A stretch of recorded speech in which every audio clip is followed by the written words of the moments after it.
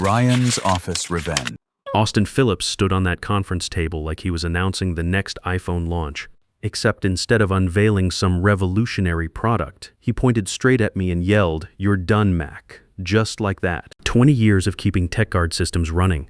And I got fired in front of 30 people while the kid ate a protein bar and called it eliminating dead weight.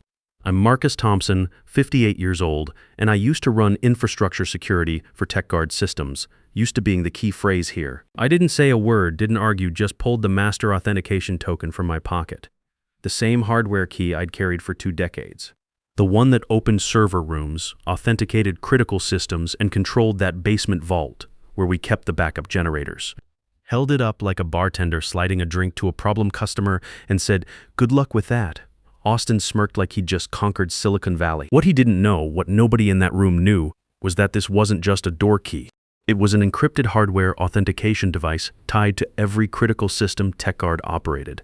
See, Austin wasn't born into this business. He was manufactured in a trust fund factory. You could smell the generational wealth coming off his designer cologne. When his dad Carl stepped back for some spiritual awakening journey, the board reluctantly named Austin interim CEO.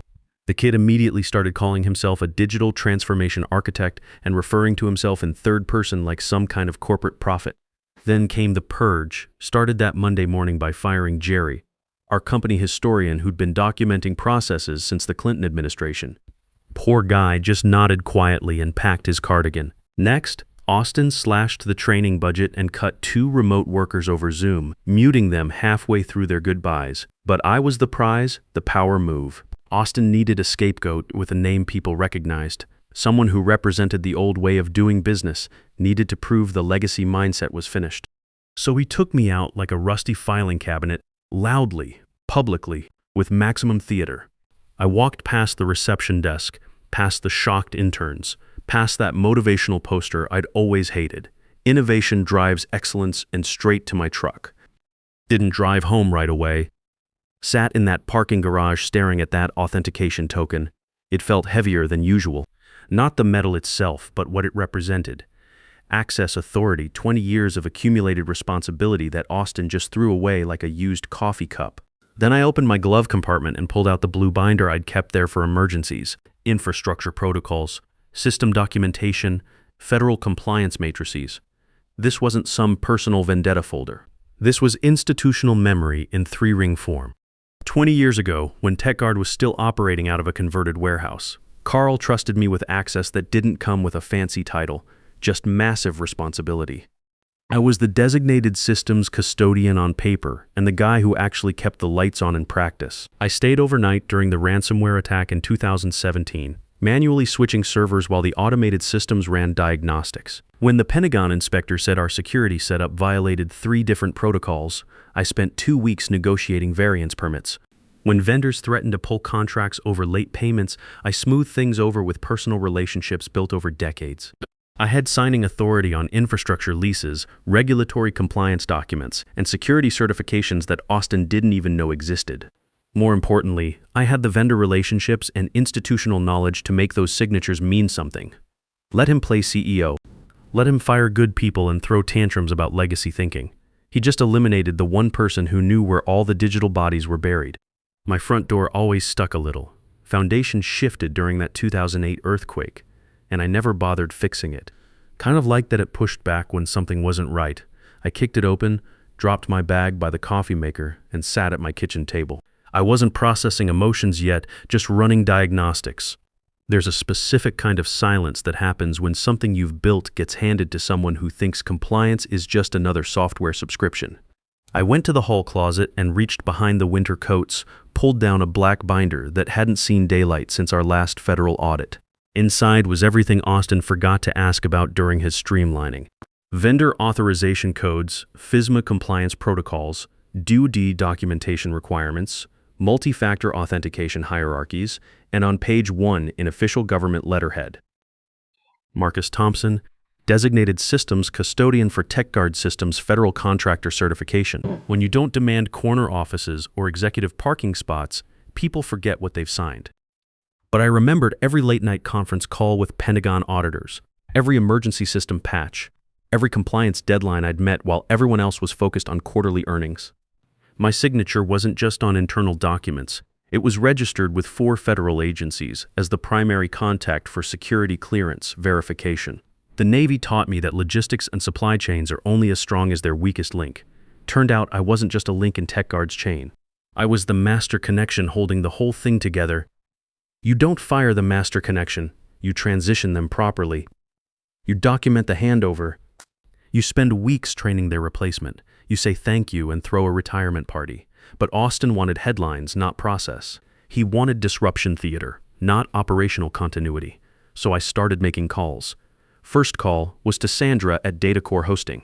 She picked up on the second ring, voice already tense. Mac, thank God. We've been getting credential verification errors since this afternoon. What's going on over there? I kept it simple and professional. Just letting you know I'm no longer authorized for maintenance overrides on the Tier 3 servers. Dead silence, then typing sounds. But your name's still the primary contact on our federal contractor portal. You're listed as the Compliance Verification Officer. Not my problem anymore, Sandra. You'll need to reach out to someone else. Who? We don't have anyone else in our system. I could hear her typing frantically. Sandra had been managing our hosting relationship for 12 years. She knew how these government contracts worked. One missing signature could freeze millions in billing. Mac, this is serious. If we can't verify compliance status, we have to suspend services pending audit. That's a federal requirement. I understand. You should probably call TechGuard directly. We tried. Got transferred to some kid named Bryce who hung up on us. Second call was to Tommy at SecureNet, our badge and surveillance vendor. He actually chuckled when I told him about my situation. That explains the dashboard alerts we've been seeing. Someone tried rebooting your authentication server around 3 p.m., locked the whole system.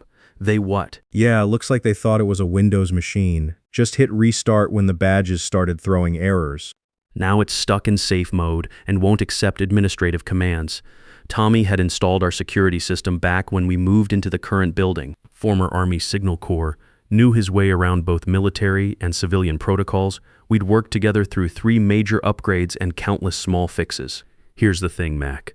Your biometric signature is hard-coded into the root authentication matrix. Even if I wanted to help them, I can't create new admin access without your physical presence for retinal scan verification. How long until the system times out? 72 hours. Then it goes into full lockdown mode. After that, we're looking at a complete reinstall. New hardware, new everything. Probably 8 weeks minimum, assuming they can get federal approval for the replacement components. I made notes in my binder. Not for revenge, just keeping track of the cascade effects. When you pull one thread in a complex system, everything else starts unraveling in predictable ways. Third call was to Maria at Apex Logistics, our facilities management contractor. She was already frustrated before I explained my situation. The HVAC system's been acting crazy all afternoon. Temperature sensors are giving bad readings, and the backup generators won't accept remote commands. That's because the environmental control system is tied into the same authentication network as everything else. Can you walk me through the override procedures? Maria, I don't work there anymore. You'll need to contact TechGuard for authorization. We tried. They said you were the only one with administrative access to the facility systems. That was the pattern. For 20 years, I'd been the central point of contact for every vendor relationship, every compliance requirement, every system that kept TechGuard running. Not because I was a control freak, but because that's how you maintain security in a federal contracting environment. One person signs, one person is responsible, one person can be held accountable. Austin thought he was firing a middle manager.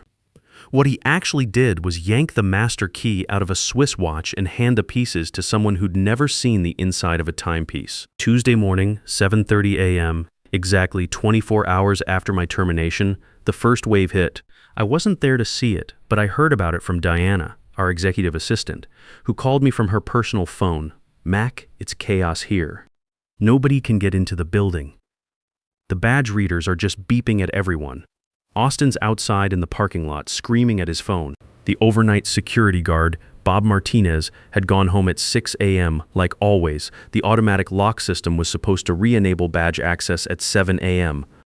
Instead, it stayed in secure mode because the authentication server couldn't verify any administrative users. 340 employees standing outside in business casual, clustering around badge readers like confused tourists at a locked museum. Austin called Raj, our head of technology and probably the smartest guy in the building, trying to explain the situation over speakerphone. We can't provision new badge access until we transfer the master authentication credentials from Mac's account, Raj said. So do it, Austin demanded. We can't, sir. Mac was the root administrator. Only he could create new administrative accounts without triggering federal security protocols. Can't you hack around it?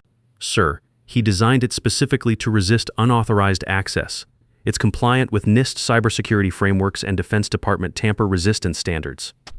If we try to bypass it, the system will flag us as a potential security breach and notify federal oversight. By 9 a.m., someone had called a locksmith. Professional guy who took one look at the badge readers and shook his head.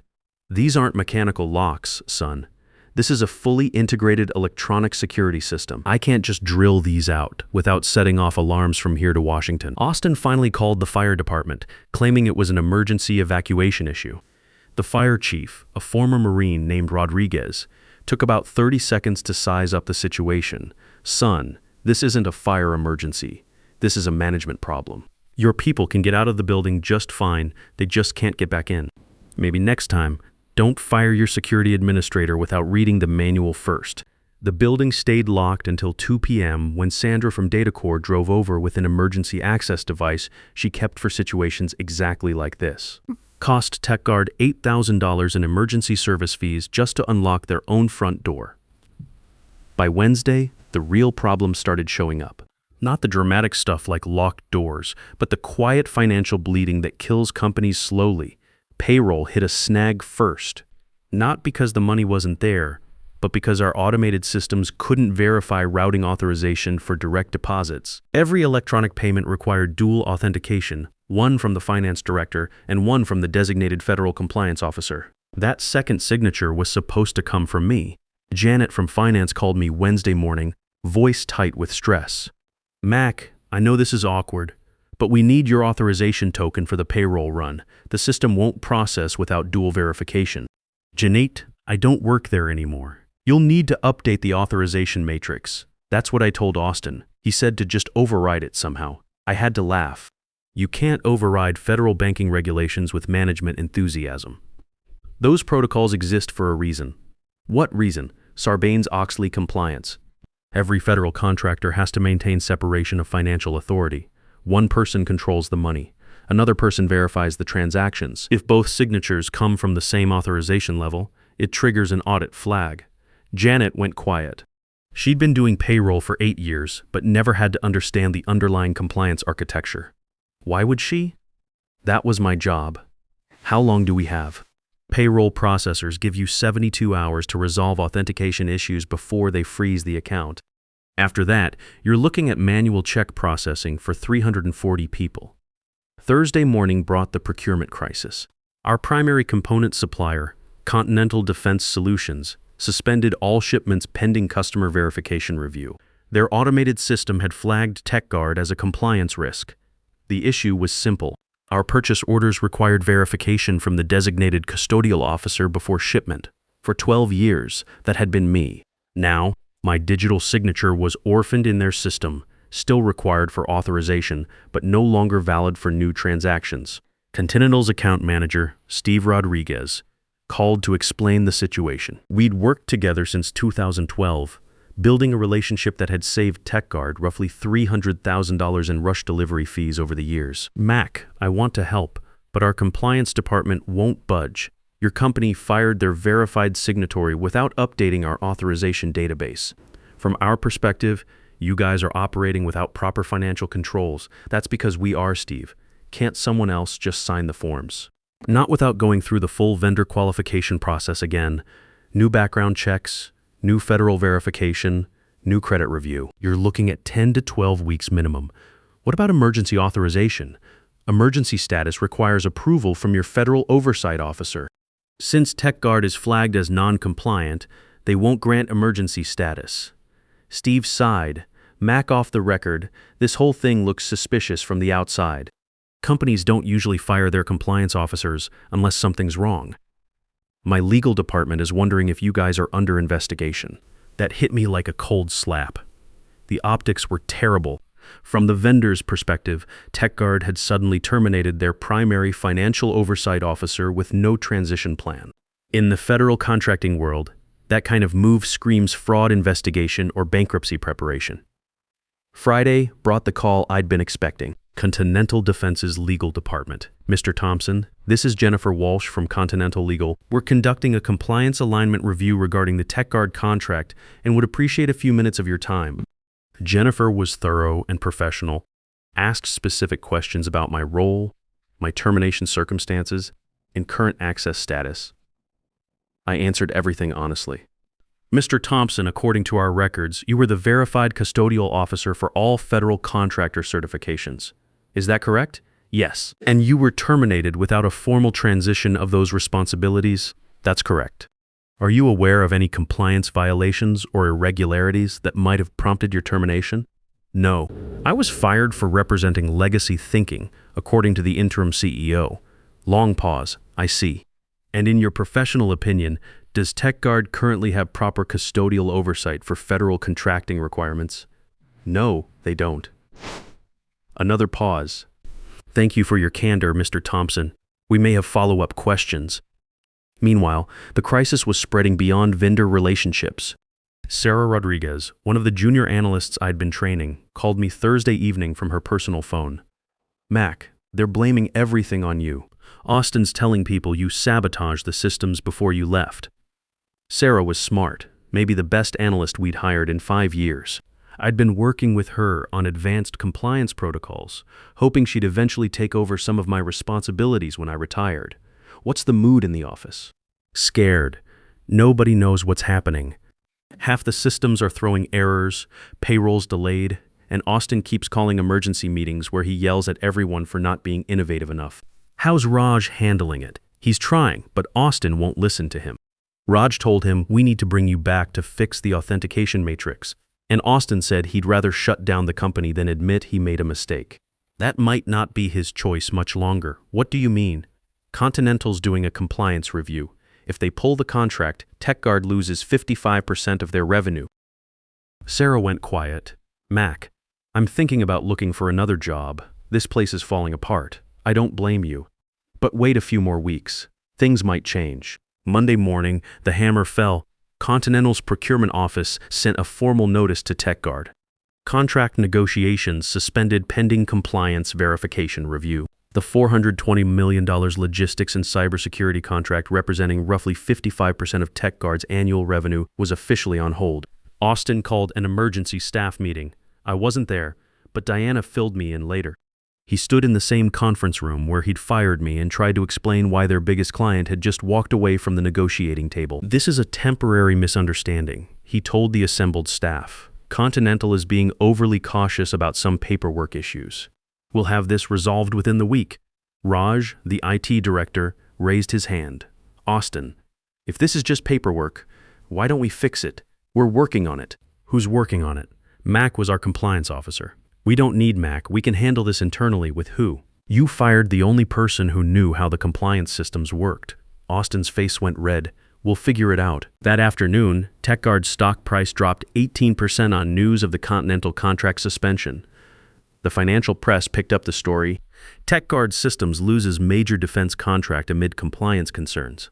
Local business reporters started digging into the details. They found the timeline. Compliance officer terminated Monday, major contract suspended Friday. The optics were devastating. Carl Phillips, the founder, cut his spiritual journey short and flew back from whatever meditation retreat he'd been attending.